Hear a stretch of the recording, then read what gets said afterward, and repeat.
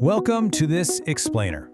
Since the late 1970s, in vitro fertilization, or IVF as most of us know it, has literally brought over 8 million babies into the world. That's huge. If you're watching this, chances are you or someone you really care about is about to embark on this transformative journey.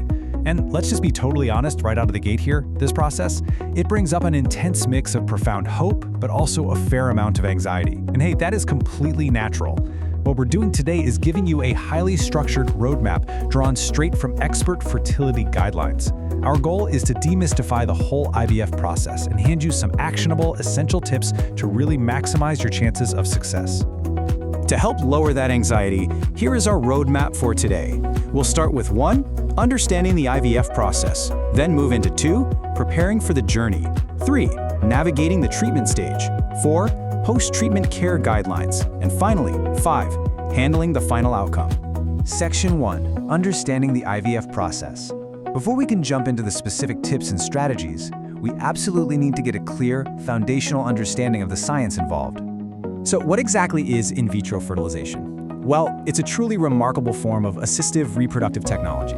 In plain terms, it involves retrieving eggs from a woman's ovaries, fertilizing them with sperm outside the body in a lab setting, and then transferring that resulting embryo to a uterus, or, freezing it for future use. It's actually a highly effective pathway for a whole variety of challenges. We're talking fallopian tube damage, unexplained infertility, genetic disorders, sperm issues, or even conditions like MRKH syndrome or heart disease that might affect the ability to safely carry a pregnancy. This all builds into a 6-step biological journey.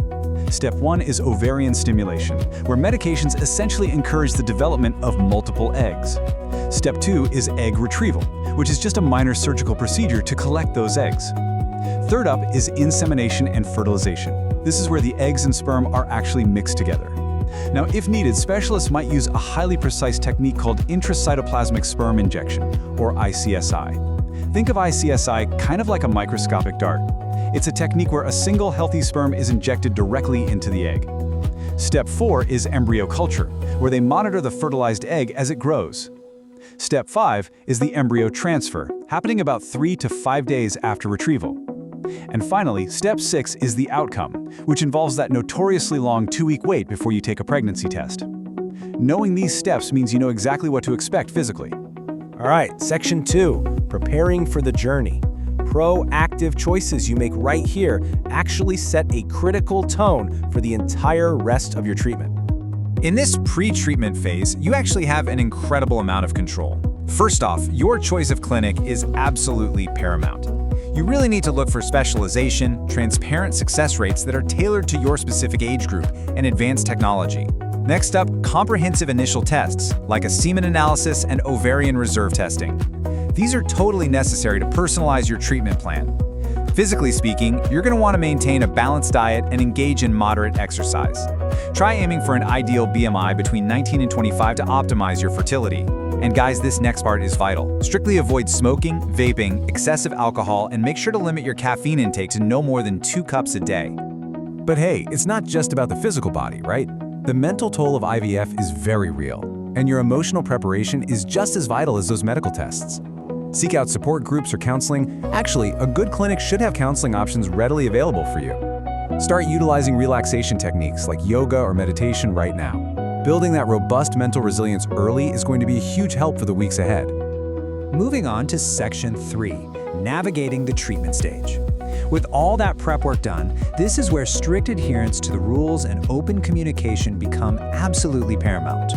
During treatment, you kind of transition from just being a patient to the active project manager of your own health. The first rule, clear communication. Make sure you know exactly who to call outside of office hours if something feels off. Second, adherence to your medication regimen is non-negotiable. Whether it's gonadotrophins acting as the accelerator to stimulate your ovaries, antagonists acting as the brakes to prevent early ovulation, or progesterone to prep and support the uterine lining, you must use reminders to take every single dose perfectly. Third, never miss your ultrasound and blood test appointments. Seriously, missing even one can derail the entire cycle.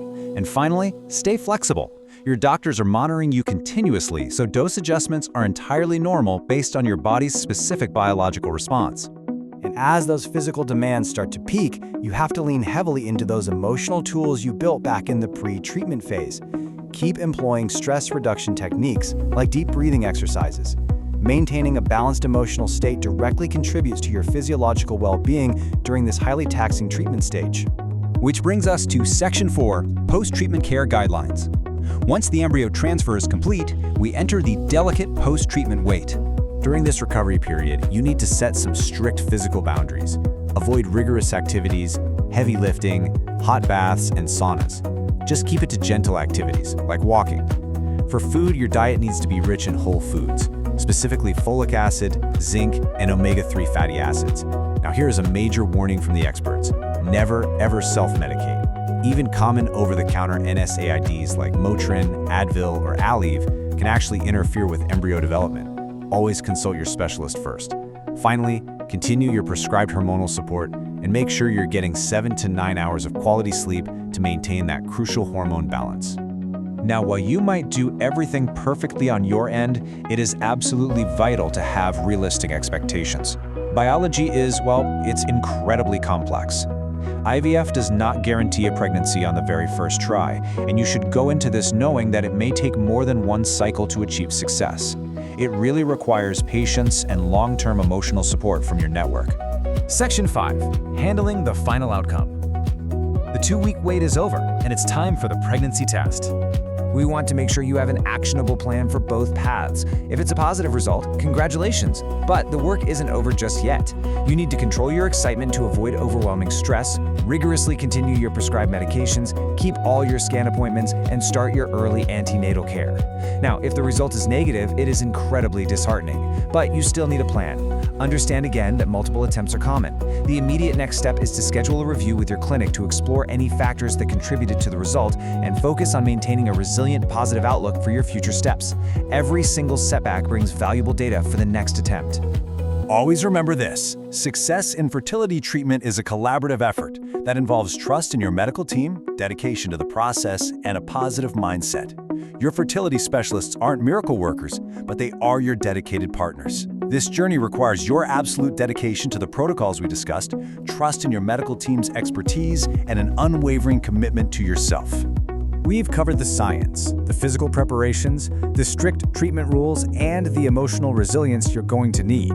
IVF is indeed a profound journey of science and hope. So, are you ready to take the first step?